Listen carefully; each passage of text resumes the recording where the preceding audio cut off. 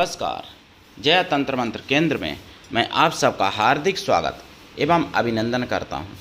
मेरे प्रिय भाई बहनों, स्वाति नक्षत्र की साधना आज मैं लाया हूं और पूरी जानकारी भी बताऊंगा। हालांकि पूरी जानकारी तो कोई पूरी ज़िंदगी में नहीं बता सकता, लेकिन मुख्य जानकारी मैं बताऊंगा, साधना भी बताऊंगा, जिसके लिए आपको हमारा वीडियो अंत तक देखना चाहिए। यदि आप हमारे चैनल पर नए हैं, हमारा चैनल पहली बार देख रहे हैं, तो आपको लाल वाली बटन दबा के और घंटी बजा के हमारे चैनल को तुरंत सब्सक्राइब कर लेना चाहिए। कोई शुल्क एवं चार्ज नहीं कटता है। आप हमारे वीडियो को फेसबुक पर, व्हाट्सएप पर, ट्विटर अकाउंट के माध्यम से और इंस्टाग्राम पर अधिक से अधिक शेयर करें। लाइक और कमेंट करना भी आपका धर्म है। दुनिया में जिसका कोई नहीं, मैं उसका हूँ। अगर आपको अपनों ने धोखा दिया है, यदि आपको परायों ने धोखा दिया है, तो आप एक बार मुझे अवश्य आजमाएं। हमारा मोबाइल नंबर है 9305 63 71 73। बात करने का टाइम भारतीय टाइम के अनुसार दिन में दोपहर 12 बजे से 2 बजे के बीच का है। यदि आप सच्चा, पवित्र, निस्वार्थ दिव्य प्रेम पाना चाहते हैं अथवा देना चाहते हैं, तो आपका स्थान मेरे लिए मेरे प्राणों से भी करोड़ों गुना ऊपर है। मैं राष्ट्रीय अध्यक्ष कृष्णा दल एवं महामंडलेश्वर आप सबसे निवेदन करता हूं, यदि आप मानवतावादी हैं अथवा आप सनातनी हैं, तो मुझसे ज़रूर जुड़ें। अगर आप में योग्यता हुई तो मैं आपको पदाधिकारी भी बनाऊंगा अपने संगठन कृष्णा दल में। ये कृष्णा दल हमारा, आपका, सबका एक परिवार है। मेरे प्रिय भाई बहनों, आप देश विदेश में, विश्व के किसी भी कोने में रहते हैं, कोई दिक्कत नहीं, आप हमारे दिए हुए ज्ञान से भरपूर लाभ उठा सकते हैं। स्वाति नक्षत्र की मैं आज बात करूंगा। स्वाति नक्षत्र का देखिए, नक्षत्र बहुत ही शुभ माना जाता है। ये नक्षत्र बहुत ही ज़्यादा शुभ है और इसके चारों चढ़ शुभ हैं नक्षत्र के। इस नक्षत्र की योनि महेश है, मतलब भैंसा।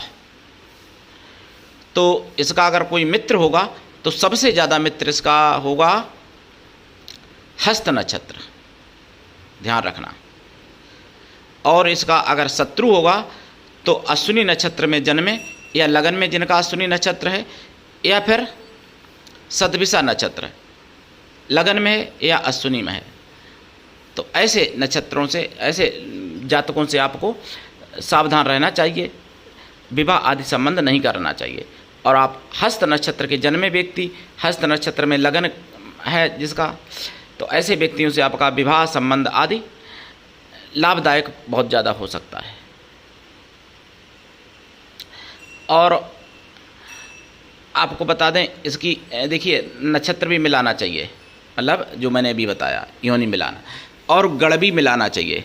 गण इसका देवता है, तो देवता गण से, राक्षस गण का विवाह नहीं करना चाहिए। मानव गण चल जाएगा, कोई दिक्कत नहीं। और नाड़ी भी मिलाना चाहिए। समान नाड़ी होने पर संतान होने में दिक्कत आती है या कोई और बीमारी रहती है समान नाड़ी होने पर, तो नाड़ी दोष भी देखना चाहिए। और रज्जु मिलान भी होता है, जो दक्षिण भारत में किया जाता है अधिकांश, वैसे हर जगह करना चाहिए, इसका महत्व हर जगह है।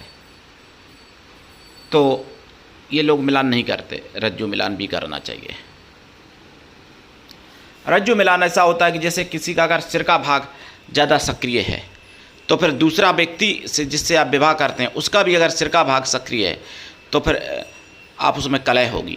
अगर आपका गर्दन का भाग सक्रिय है, तो दूसरे का गर्दन का भाग न सक्रिय होकर और कोई भाग सक्रिय हो, जैसे सिर का हो, नाभि का हो, कट प्रदेश का हो या पैरों का हो। ये भी ज्योतिष के द्वारा देखा जाता है, रज्जु मिलान किया जाता है। इनके जो देवता हैं वो वायुदेव हैं, और ऋषि जो हैं मरीचि हैं, मरीचि ऋषि। और विश्वोत्तरी स्वामी जो हैं राहु हैं। तो अगर आप साधना करते हैं तो आपको विश्वोत्तरी यानी राहु देव की, राहु महाराज की, और वायुदेव की, और मरीचि ऋषि की, इनकी साधनाएं आपको तीनों की करनी चाहिए अपने जीवन में, अगर आपका जन्म स्वाति नक्षत्र का है। और अगर आपने ये साधना कर ली, तीनों साधनाएं, तो आपको राजा महाराजा होने से कोई रोक नहीं सकता, ये आप निश्चित समझो। लेकिन दीक्षा लेके विधिवत साधना करोगे तभी लाभ होगा। यहाँ पे मैं मंत्र तो बता दूंगा, विधि विधान भी बताऊंगा, लेकिन फिर भी दीक्षा के समय कुछ बातें विशेष बताई जाती हैं। और इनका जो वनस्पति है स्वाति नक्षत्र का, वो है अर्जुन का वृक्ष। अगर आपके संभव हो, आपके घर के आसपास जगह हो, तो अर्जुन का वृक्ष लगाएं या खेत में लगाएं। अगर आपके पास खेत है, कोई मैदान है आपके पास, पार्क है, गार्डन है, तो वहाँ भी लगा सकते हैं। नहीं तो अपने घर के आसपास कोई जगह पड़ी हो वहाँ लगा दें। अगर ऐसा संभव नहीं है तो जहाँ अर्जुन का वृक्ष हो उसकी सेवा करें।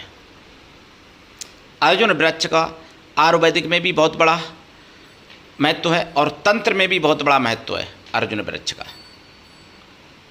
तो अर्जुन वृक्ष आपकी वनस्पति है, जो अगर आप लगाते हैं और बड़ा हो जाता है, आपके द्वारा लगाया हुआ, आपके द्वारा सेवा किया हुआ बड़ा हो जाता है, तो आपका भाग्योदय निश्चित होगा और सर्व कार्य सिद्ध भी होंगे। और स्वाति नक्षत्र के जो मैं मंत्र बताऊंगा, वैसे तरह के मैंने बता दी, वायु देवता हैं और ऋषि मरीचि हैं, जो ब्रह्मा जी के प्रथम पुत्र कश्यप ऋषि के पिताजी मरीचि ऋषि, वो ऋषि हैं। तो गोत्र भी मरीचि माना जाएगा स्वाति नक्षत्र का। गण देवता है। और देखिए चारों चरणों के हिसाब से नवांश भी देखा जाता है कि पहला चरण पड़ेगा तो कौन से नवांश में जा रहा है, दूसरा चरण कौन से नवांश में जा रहा है, तीसरा चरण कौन से नवांश में जा रहा है, चौथा चरण कौन से नवांश में जा रहा है, जैसे। तो इससे भी आपका प्रभाव बहुत ज़्यादा मतलब स्वभाव में देखा जाता है, अलग अलग स्वभाव हो जाता है नवांश के हिसाब से। तो अब आपको मैं बताऊं, देखिए साधना इनकी, लेकिन उससे पहले मैं एक निवेदन करूं कि देखिए राष्ट्रवादी बातें ज़रूरी आपको जाननी चाहिए। अगर आपको राष्ट्रवादी बातें जाननी हैं तो आपको 11 जून 2024 का आपको जागो कार्यक्रम सुदर्शन चैनल पर देख लेना चाहिए। जागो कार्यक्रम शाम को 8 बजे और 9 से 9:30 के बीच में जनमत भी आपको देख लेना चाहिए। आपको समझ में आ जाएगा। सच्ची खबरें जानने के लिए आपको सुदर्शन चैनल देखना चाहिए हमेशा। और हम अपने चैनल पर भी डालते हैं सच्ची खबरें। और देखिए आपको बता दूं कि मुझे सुदर्शन चैनल पर पता चला है कि जैसे आतंकवादी जो जेल में बंद और उनको सांसद बना दिया गया, तो जब ऐसे लोगों को सांसद बना दिया जाता है, ये देश की विडंबना है हमारे भारत की कि जो आतंकवादी हैं उनको जिता के सांसद बना दिया जाता है, सांसद में पहुंचा दिया जाता है। जो सांसद पर हमला भी आतंकवादियों ने किया था।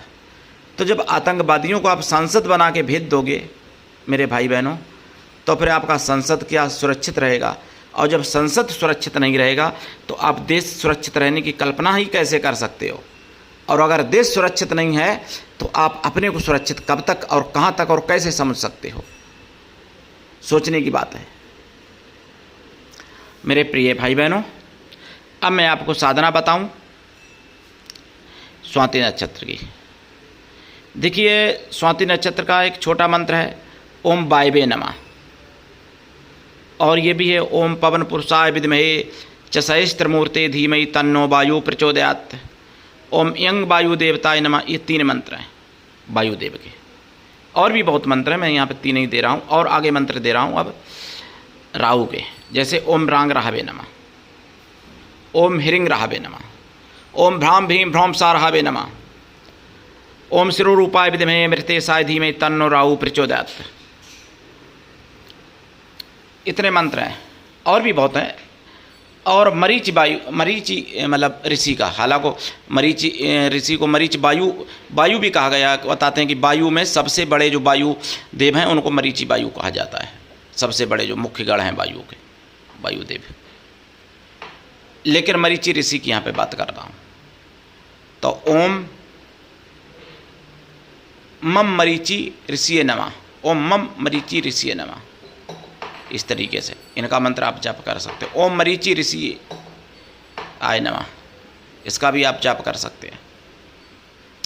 तो ये इतने मंत्र मैंने जो बताए, ये सभी मंत्र आपको मतलब तीनों देवताओं के मंत्र देखिए, 2-2, 3-3 मंत्र दिए हैं। तो किसी एक मंत्र का, वायुदेव का, मरीचि देव का, मरीचि ऋषि का और राहु महाराज का, कोई एक मंत्र आप स्वाति नक्षत्र से प्रारंभ करें।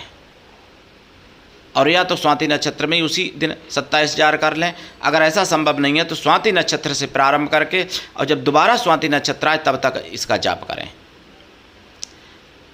और भी मैं मंत्र बताऊंगा नक्षत्र का, जो यूट्यूब पर पहली बार है। एक मंत्र, ओम दक्ष जाय विद्महे चंद्र प्रियाय धीमहि तन्नो स्वाति प्रचोदयात्। ये मंत्र पहली बार यूट्यूब पर है। तो इन मंत्रों का अगर आप जाप करते हैं और जाप का दशांश हवन कर दें, हवन का दशांश तर्पण कर दें, तर्पण का दशांश मार्जन कर दें। अगर आपने नक्षत्र का जाप किया है तो फिर पवित्र ब्राह्मण पतिव्रता स्वास्थ्यनी स्त्रियों को या फिर ब्राह्मण पवित्र कन्याओं को भोजन करा दें। और अगर आपने राहु देव का किया है, ऋषि का किया है, तो आप उतने ब्राह्मणों को भोजन करा दें या उतने साधुओं को भोजन करा दें। कन्या या स्त्रियां किसी भी जाति वर्ग की हो सकती हैं भोजन कराने के लिए, लेकिन मन से तन से पवित्र हों और शुद्ध शाकाहारी हों।